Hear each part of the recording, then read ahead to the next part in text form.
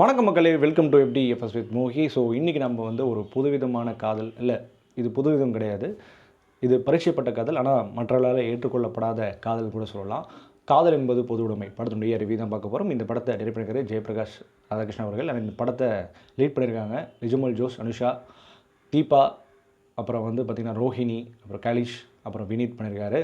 So இந்த characters தான் படம் ஃபுல்லாகவே வளம் வருவாங்க. ஸோ இந்த படம் வந்து பார்த்திங்கன்னா ஒரு இனச்சேர்க்கை அவங்களுடைய காதல் கதையை டெலிவர் பண்ணுற ஒரு படமாக அமைஞ்சிருக்கு. ஸோ இந்த படம் வந்து ஏன் வேலண்டைன்ஸ் டே ரிலீஸ் பண்ணோம் அப்படின்னா, இதுவும் ஒரு காதல் அப்படின்றத நிலைநிறுத்தணும் அப்படின்றதுக்காக சொல்லப்படுற ஒரு கதை. ஸோ இது எந்த விதத்தில் சொல்லியிருக்காங்க, இது உண்மையாகவே இது ஏற்றுக்கொள்ளப்படியாக இருக்கா அப்படின்றத நம்ம டீட்டெயிலாக ரிவ்யூவில் பார்க்க போகிறோம். ஸோ ரிவ்யூக்கு போகிறதுக்கு முன்னாடி இந்த ரிவ்யூ ஆனது உங்களுக்கு பிடிச்சிருந்தா மறக்காமல் லைக் பண்ணுங்கள், கமெண்ட் பண்ணுங்கள், ஷேர் பண்ணுங்கள், சேனலை சப்ஸ்கிரைப் பண்ண மாதிரி. வாங்க நம்ம ரிவ்யூக்கு போகலாம். காதல் என்பது பொது உடைமை. இந்த படத்தினுடைய கதை சுருக்கம் என்ன அப்படின்னு கேட்டிங்கன்னா, நிஜமல் ஜோஸ் லவ் பண்ணுறாங்க. ஸோ லவ் பண்ணுறத வந்து வீட்டில் சொல்கிறாங்க. ஓகே கம், நம்ம வந்து ஒரு லன்ச் கூப்பிடலாம், வர சொல்லு அப்படின்னு சொல்லிட்டு கூப்பிட்றாங்க. கூப்பிடும்போது ஓகே, அவங்க அம்மா வந்து சரி அவங்க கூட ஃப்ரெண்டாக இருக்கிற அவளை தான் லவ் பண்ணுறா போல அப்படின்னு சொல்லிட்டு கூப்பிட்றாங்க. கூப்பிட்டு வந்துட்டு ஓகே கங்க்ராஸ், வாழ்த்துக்கள், எனக்கு முன்னாடியே நினச்சேன், நான் இப்போ இப்படி சொல்லுவீங்க நான் எதிர்பார்த்துக்கல, ஸோ எனிவே அப்படின்னு சொல்லிட்டு கங்க்ராஸ் பண்ணும்போது அப்போ தான் ரிவீல் பண்ணுறாங்க, நான் வந்து அவரை லவ் பண்ணல, இங்கே நந்தினியை லவ் பண்ணுறேன் அப்படின்னு சொல்கிறாங்க. ஸோ டக்குன்னு பார்த்தா ஒரு ஆஃப், எல்லா சைட்லேயுமே ஒரு குவைட் ஆஃப். ஏன்னா அவங்க லவ் பண்ணுற ஒரு பொண்ணு. ஸோ பொண்ணுன்ற பட்சத்தில் எல்லாத்துக்குமே ஒரு பெரிய எதிர்ப்பு, முக்கியமாக பேரண்ட்ஸ் சைட்லேருந்து பயங்கரமான எதிர்ப்பு. ஸோ அப்போ வினீத் உள்ளே வராரு, அவர் ரிலேட்டிவ். ஸோ அவர் வந்து அட்டன் பண்ணுறாரு, அவருக்கும் ஒரு ஷாக்கிங்கு. ஸோ கேட்குற எல்லாருக்குமே ஒரு ஷாக்கிங், இது எப்படி இது மாதிரி நம்ம கேட்டிருக்கோமா அப்படின்ற மாதிரி வினீத்லாம் சொல்கிறாரு. இது மாதிரி நம்ம புதுசாக இருக்கே அப்படின்ற மாதிரி சொல்கிறாரு. ஸோ இதெல்லாம் தாண்டி இவங்க எப்படி லவ்வை நிரூபித்தாங்க, அது மட்டும் இல்லாமல் இந்த சொசைட்டி இந்த லவ்வை எப்படி பார்க்குது, முக்கியமாக இந்த குடும்பங்கள் எப்படி பார்க்குது, இந்த குடும்பங்களை எப்படி ஏற்றுக்கணும் அப்படின்ற பேசுகிறது தான் இந்த காதல் என்பது பொது உடைமை. இந்த படம் வந்து நிறைய ஃபிலிம் ஃபெஸ்டிவலுக்கும் செல்லப்பட்டிருக்கு, நல்ல ரெஸ்பான்ஸும் கிடச்சிருக்கு. ஸோ இந்த படம் பேசக்கூடிய, இது அரசியல் கிடையாது, பேசக்கூடிய காதல். ஆக்சுவலி இதுவும் ஒரு காதல் அப்படின்றது தான் சொல்ல வரது தான் இந்த படத்தினுடைய கருத்து. ஏன்னா இது ஒரு ஆக்சுவலி ஒரு டிபேட்டட் பேசுகிறான ஒரு வகையான காதல்.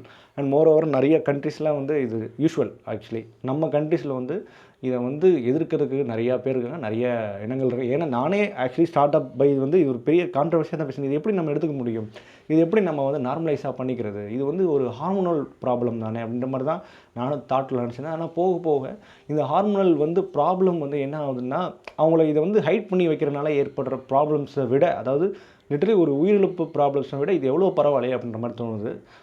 அதுதான் உண்மை ஆக்சுவலி. ஏன்னா அவங்கள்ட்ட விஷயங்களை நம்ம புரிஞ்சிக்காமல் அவங்கள வந்து அடக்கி வச்சு கடைசியில் அவங்க வந்து சூசைட் பண்ணுறதோ இல்லை அவங்களே வந்து வருத்திக்கிறதோ, இந்த மாதிரி சுச்சுவேஷன் நடக்கிறதுக்கு இருக்கட்டுமே அப்படின்ற மாதிரி ஒரு தோணுது. அதுதான் இந்த படத்துலையும் கன்வே பட்டிருக்கு.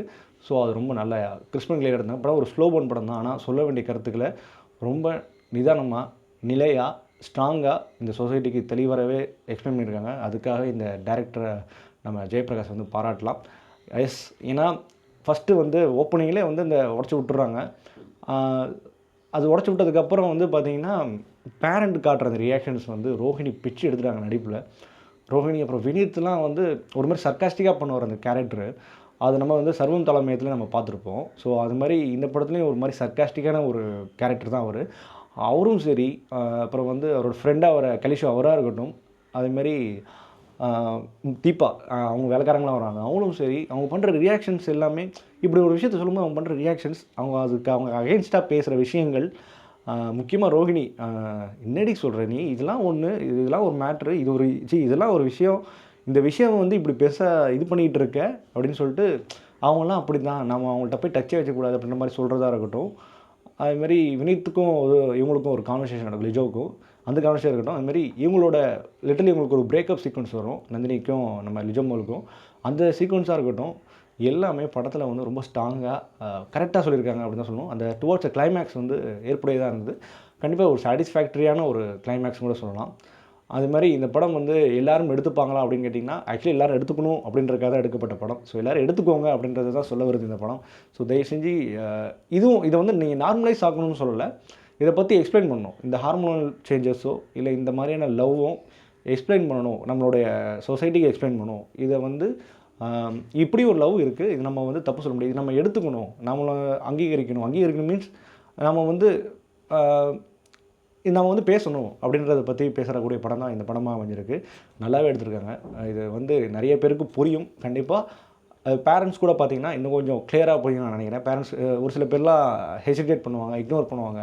பட் அதை தாண்டி நீங்கள் கூட்டு போய் பார்க்க வச்சிங்கன்னா அவங்களுக்கும் இது புரிய வரும். ஏன்னா கல்ச்சர் மாறுது, முக்கியமாக வந்து காலங்கள் மாறுது. ஆனால் இன்னும் நம்மளுடைய பேரண்ட்ஸ் அப்படியே அதே 90ஸ்லேயே முன்னாடியே இருக்காங்க. ஸோ அதை மாற்றணும் அப்படின்னா இந்த மாதிரி படங்கள் வரணும். இந்த மாதிரி படங்கள் வந்து சில விஷயங்கள் நார்மலைஸ் ஆகுனா நல்லது தான். ஸோ அந்த வகையில் இந்த படமும் சரி ஒரு சாட்டிஸ்ஃபேக்டரியான படம். அதேமாதிரி படத்தினுடைய மைனஸாக ஆக்குறதுன்னா நான் ஆல்ரெடி சொன்ன மாதிரி தான் ஒரு ஸ்லோனஸ். இந்த படம் இந்த ஸ்லோனஸ் இந்த படத்தில் இருக்கக்கூடியதான், அது இருக்க வேண்டியதுதான், அது கரெக்டாக தான் இருக்குது. அது எனக்கு பேசுறதுல நிறைய பேருக்கு தான் இது இருக்கலாம். அதேமாதிரி இந்த படம் வந்து கான்ட்ரவர்ஷியலாக சில விஷயங்களுக்கு பேசுது. அது கான்ட்ரவர்ஷியலாக பார்க்கக்கூடிய ஆளுங்களுக்கு வேணால் அது பேசும். ஸோ எனக்கு இது கான்ட்ரவர்ஷியலாக தெரியல. கான்ட்ரவர்ஷியலாக எடுத்து பேசணும்னு நினச்சி பேசுகிறவங்களுக்கு வேணால் தோணலாம். அதையும் இப்போ சொல்லிடுறேன்.